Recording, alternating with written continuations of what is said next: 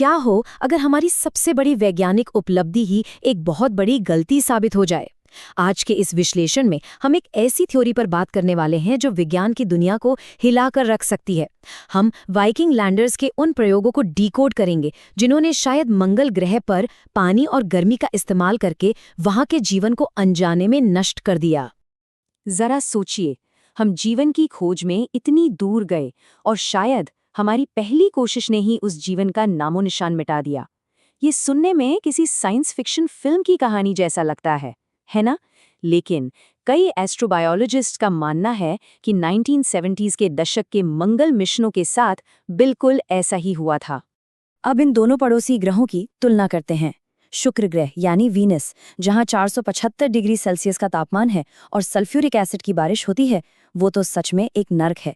इसके ठीक विपरीत मंगल एकदम शांत है और ऐसी खतरनाक गतिविधियों से पूरी तरह मुक्त है। इसीलिए तो हमारी नज़र सबसे पहले मंगल पर गई। हाँ, ये सच है कि मंगल पर भयानक रेतीले तूफान आते हैं और रेडिएशन भी है, लेकिन ये सब ऐसी चुनौतियां हैं जिन्हें आसानी से हैंडल किया जा सकता है। हमारे पूरे सोलर सिस्टम में जीवन की खोज के लिए मंगल से बेहतर और कोई विकल्प था ही नहीं। 71% हमारी अपनी पृथ्वी का इतना हिस्सा पानी से ढका है, और इसी एक फैक्ट ने हमारे दिमाग में एक बहुत बड़ा बायस या कहें पूर्वाग्रह पैदा कर दिया। हमें लगने लगा कि पूरे ब्रह्मांड में जीवन का मतलब सिर्फ और सिर्फ पानी है। तो उन शुरुआती प्रयोगों पर जाने से पहले ये समझना जरूरी है कि हम वहां ढूंढ क्या रहे थे। हम ढूंढ रहे थे बायो सिग्नेचर्स, यानी जीवन के वो बुनियादी सबूत जो ग्लूकोज जैसे कार्बन बेस्ड मॉलिक्यूल्स पर निर्भर करते हैं, बिल्कुल वैसे ही जैसे हमारी पृथ्वी पर होता है। अब जरा उस दौर की कल्पना कीजिए। 1969 में इंसानों ने चांद पर कदम रखा था और अंतरिक्ष की दौड़ अपने चरम पर थी। हर कोई बहुत एक्साइटेड था। अगला तार्किक कदम था मंगल ग्रह, और इसी भारी उत्साह के बीच 1976 में वाइकिंग लैंडर्स मंगल की सतह पर उतरे।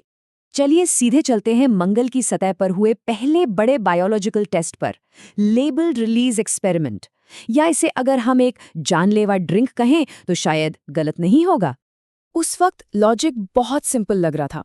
पृथ्वी के विज्ञान के हिसाब से मंगल की मिट्टी लो और उसमें रेडियो एक्टिव आइसोटोप वाला पानी मिला दो। उम्मीद थी कि अगर वहां कोई माइक्रोब्स यानी सूक्ष्म जीव होंगे तो वो तुरंत इस पानी को पी लेंगे और बदले में रेडियो एक्टिव गैस छोड़ेंगे जिसे हम डिटेक्ट कर लेंगे। लेकिन नतीजा क्या निकला? एकदम सन्नाटा। मशीनों ने कोई सिग्नल नहीं दिया।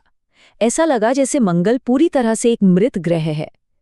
इस नतीजे ने पूरी साइंटिफिक कम्युनिटी को गहरी सोच में डाल दिया। और यहीं पर आता है इस पूरी मिस्ट्री का सबसे बड़ा ट्विस्ट। मशहूर एस्ट्रोबायोलॉजिस्ट डर्क शूल्ज़-मार्कुच का मानना है कि हमसे एक बहुत भारी विकासवादी भूल हुई। जीवन शायद वहां मौजूद था, लेकिन हमने अनजाने में अपने ही प्रयोगों से उन माइक्रोब्स को मार डाला। देखिए, इवोल्यूशन या विकासवाद का नियम पूरे ब्रह्मांड में लागू होता है। जैसे पृथ्वी पर इंसानों ने खतरों से बचने के लिए 2 पैरों पर चलना सीखा, वैसे ही मंगल के सूक्ष्म जीवों ने उस बंजर और सूखे माहौल में खुद को पूरी तरह ढाल लिया होगा। मतलब वो बिना तरल पानी के जीने के लिए इवॉल्व हो चुके थे। इस बात को समझने के लिए एक थोड़ा डार्क लेकिन मज़ेदार थॉट एक्सपेरिमेंट करते हैं। मान लीजिए कुछ एडवांस्ड एलियंस एक इंसान को किडनैप करते हैं और उसे सीधे समुद्र के बीचों बीच फेंक देते हैं, सिर्फ ये सोचकर कि अरे, इंसानों को तो पानी पसंद है। जाहिर सी बात है वो इंसान डूब जाएगा। बिल्कुल यही मंगल पर हुआ।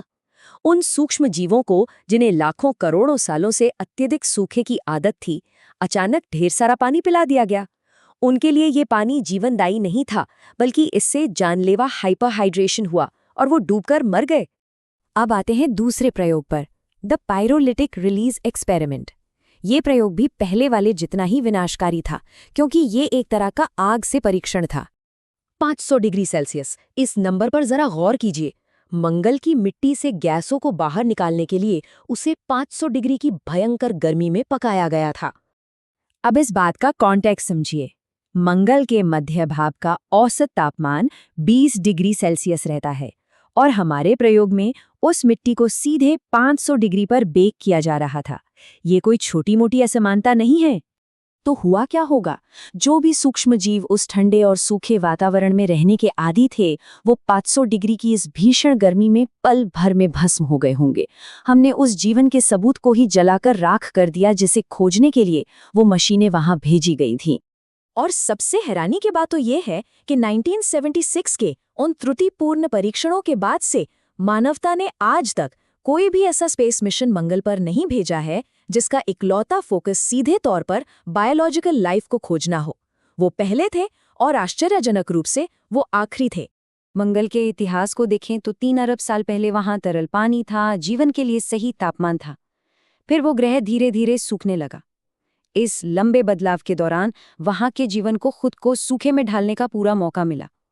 बहुत मुमकिन है कि कुछ बेहद लचीले माइक्रोब्स आज भी वहां उस बंजर जमीन के नीचे कहीं छिपे हों। तो ये पूरा विश्लेषण हमें एक बहुत ही गहरे सवाल के साथ छोड़ जाता है। अगर मंगल का जीवन अंतरिक्ष की सबसे खतरनाक परिस्थितियों में अरबों साल तक जिंदा रह सकता है, तो क्या वो हमारे इन पृथ्वी केंद्रित वैज्ञानिक प्रयोगों से बच पाएगा? ये सोचने वाली बात है और शायद हमें जीवन खोजने के अपने तरीकों को पूरी तरह बदलने की जरूरत है। आज की इस चर्चा में शामिल होने के लिए बहुत बहुत शुक्रिया।